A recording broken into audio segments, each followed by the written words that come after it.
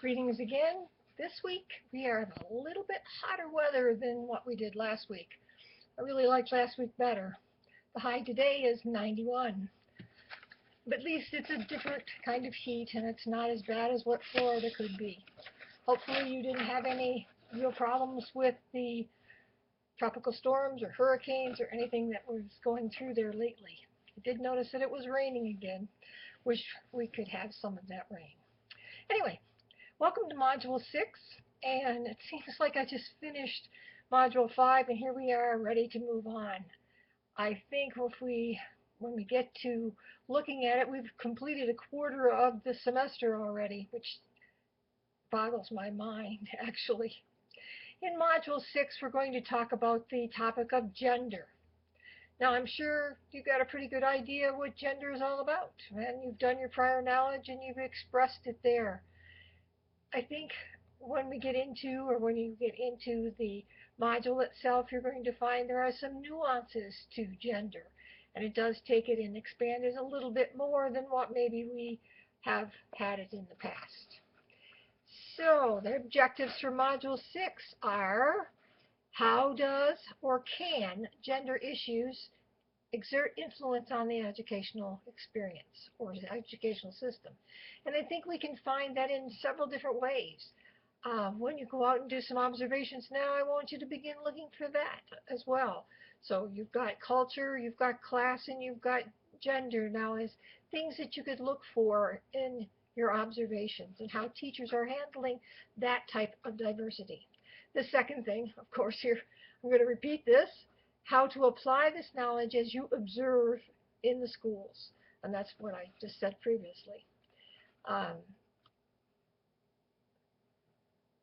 There is a tongue-in-cheek video on here.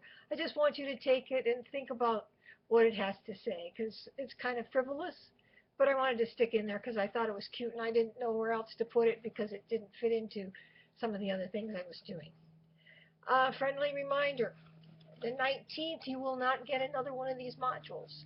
That will be designated as your observation week, and hopefully you've been out in the schools doing your observations and have them pretty much under your belt. You can hand in any that you have done. We just will keep a running total of the numbers that you I don't want to redo this. The numbers of hours that you've completed, so that you'll always know where you stand and how many more you have left to do. But you may have only one, maybe you've only been able to get into one school or one classroom. And of course that would only give you 2 hours. So you can have 2, 4, or 6 hours, or 5 hours, depending on how many you decide to spend there. But anyway, I want to give you that heads up because we will be moving towards that, and that first set of observations will be due on the 30th of September. And I will give you more explicit directions next week on the 19th. I'll just have a little bit of video there that will show you what the assignment for this week is, or that week will be, and then what you need to hand in, just to remind you. If you need to go back, Module 2 is still up and available for you to see. So you can go back and you can print out your templates, you can see what all is required, and hopefully move forward with that. You've got the models and everything there for you to use.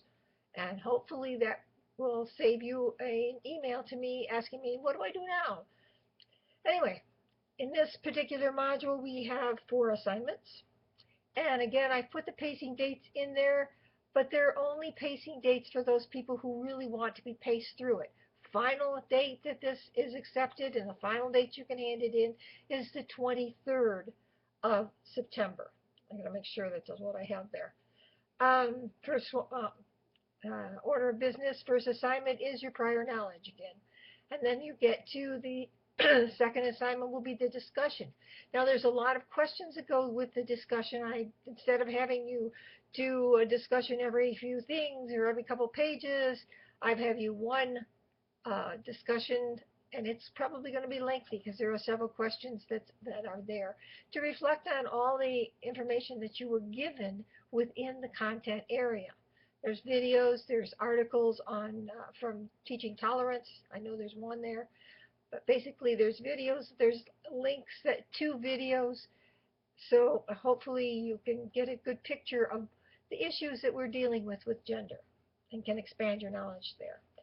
Uh, Number 3, you're going to do case studies, and this time it looks like we're going to be in chapter 2, and you have the cases numbered 15, excuse me, 1, 2, 3, and 4. So this is the first chapter that was in your book, and it's interesting to get into some more of those cases.